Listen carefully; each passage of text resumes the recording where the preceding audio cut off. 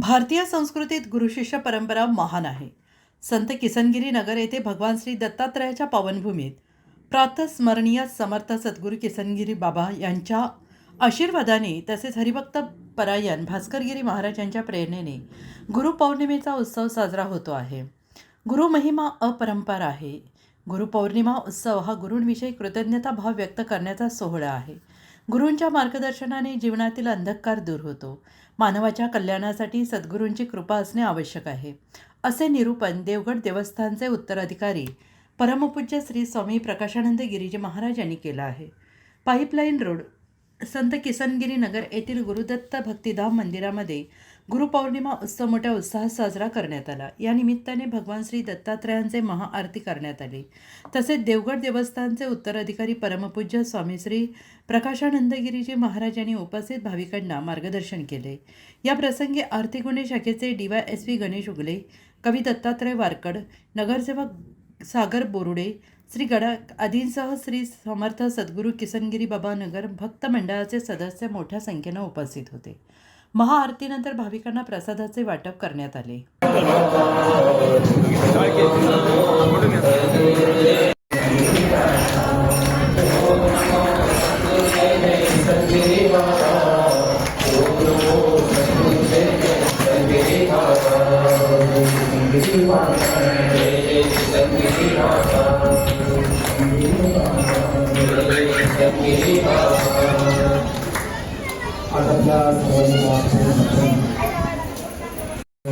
श्री समर्थ सद्गुरू किसनगिरी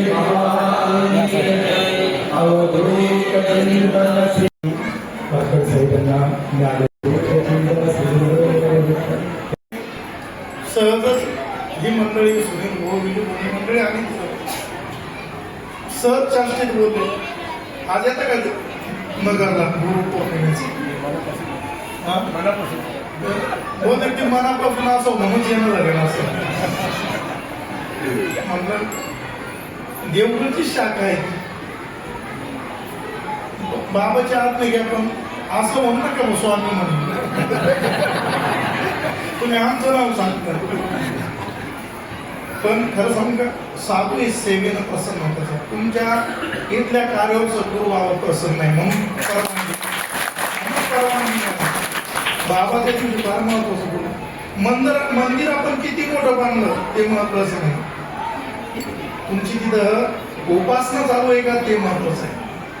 बडे बडे मंदिर कोने काम के भाव कर नहीं पावे उद्धव जी शरविपुरा घर जा.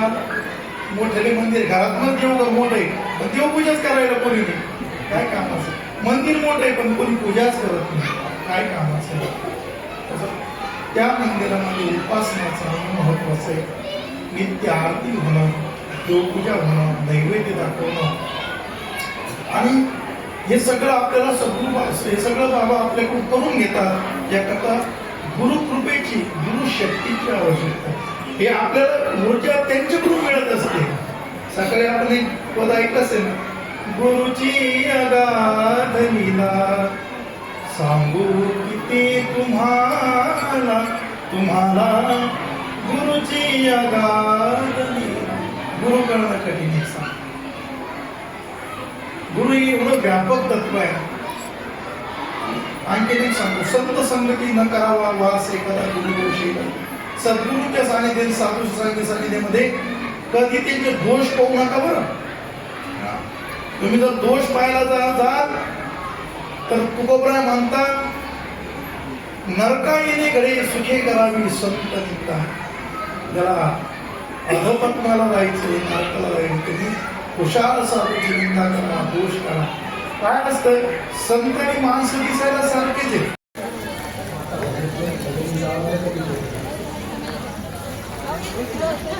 हरे राम हरे